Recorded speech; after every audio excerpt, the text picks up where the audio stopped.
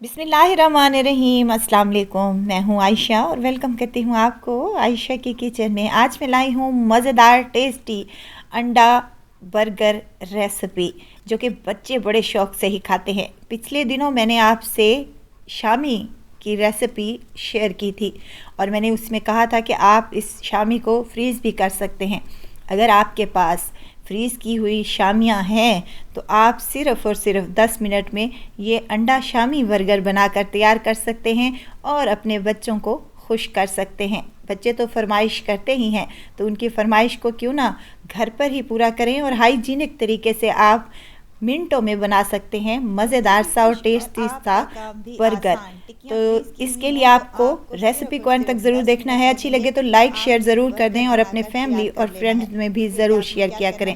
तो चलें फिर रेसिपी को स्टार्ट कर लेते हैं। बिस्मिल्लाह करते हैं। इस मज़ेदार से अंडा शामी बर्गर को बनाने के लिए सबसे पहले तो यहाँ पर मैंने ले लिए हैं बंस। यहाँ कुछ सब्जियाँ भी मैंने काट ली हैं, जिसमें मेरे पास टमाटर हैं, प्याज हैं, खीरे हैं और बंद गोभी है। जो भी आपको वेजिटेबल पसंद है वो आप यहाँ पर ले सकते हैं।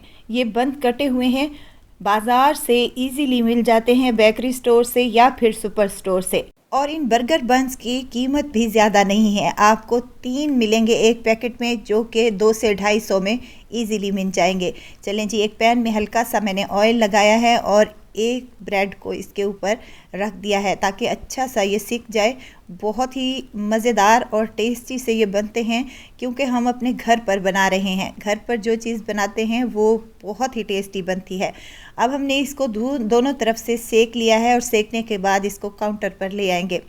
अब यहाँ पर मैं लगा रही हूँ केचप। आप चाहें तो एक तरफ से केचप लगा लें और एक तरफ से मायो लगा लें, जैसे आपको पसंद हो आपने वैसे ही लगा लेने हैं। इसको अच्छे से फैला लें ताकि तमाम ब्रेड पर केचप अच्छे तरीके से लग जाए और बर्गर खाने का टेस्ट और मज़ा दोनों ही आए।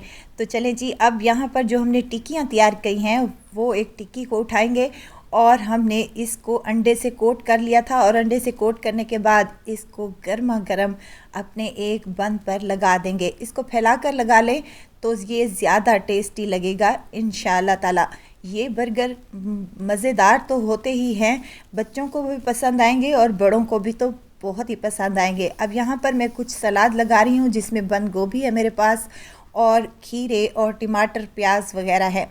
जैसे आपको पसंद हो आप वो वाली सब्जियां लगा सकते हैं। यहाँ टमाटर के स्लाइसेस भी लगाए थे और खीरे के स्लाइसेस भी मैंने यहाँ पर लगाए हैं। पतले पतले से काट लें, बहुत ही आसानी से कट जाते हैं और बहुत ही मज़े के लगते हैं।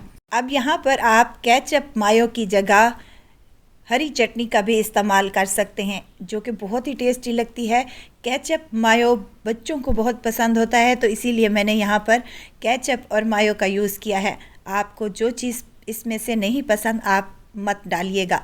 अब यहाँ पर पतला सा मैंने अंडा फ्राई कर लिया था, अंडे में हल्का सा नमक और काली मिर्च ऐड की थी। तो ये देखिए हमारा फटाफट से बर्गर तैयार हो चुका है। इतना कोई टेस्टी और मज़ेदार बनता है कि आप बाज़ार से लाना भूल जाएंगे जब अपने घरों पर ये मज़ेदार से और टेस्टी से बर्गर बनाकर तैयार करेंगे।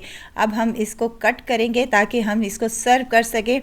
मैंने यहाँ पर केचप के साथ इसको सर्व किया है, आप चाहें तो हरी चटनी के साथ भी सर्व कर सकते हैं। बेहद आसानी से बन जाने वाले बेहद मज़ेदार और टेस्टी से बर्गर बनाएं और अपने बच्चों को खुश कर दें। ज़रूर ट्राई कीजिएगा, इंशाअल्लाह ताला आपके बच्चे तो बच्चे बड़े भी खुश हो जाएंगे इंशाअल्लाह ताला। ये कोई इतने टेस्टी और मज़े के बनते हैं।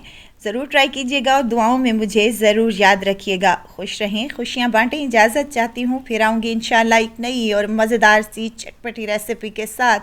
आयशा को दीजिए इजाज़त, अपना बहुत सारा ख्याल रखिएगा, दुआओं में मुझे याद रखिएगा। अल्लाह हाफिज़।